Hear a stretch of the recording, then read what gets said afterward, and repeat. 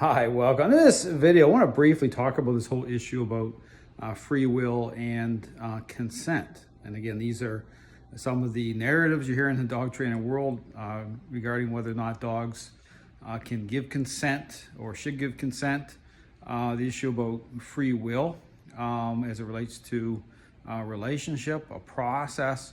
And here's the thing to consider is that in terms of nature, okay, in terms of dogs, strength and weakness defined in and through the relationship at a social level, is the whole issue of free will is part and parcel of the relationship defined that way. Dogs as pack animals, so it comes through hierarchy, through structure.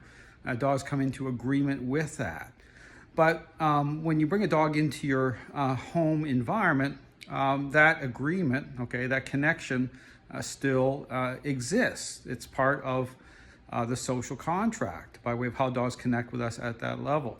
So by bringing a dog into your home and connecting that way, you have control, influence over a dog by way of relationship. So again, but again, when you get into this whole aspect of a relationship problem, okay, this is where you talk about consent, talk about free will, where it's all about, control and influence coming in to establish, define the relationship the right way. So, the issue about free will, the way you want to consider is the same as ask out the question as a parent.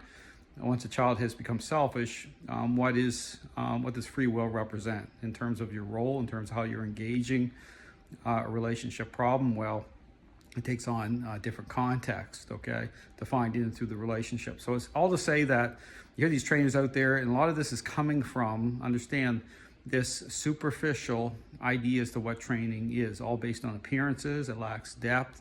So even to have a conversation about free will and consent, it's not going to align properly, okay, because it doesn't align to what this idea that these trainers are marketing represents in the first place. Thanks for watching.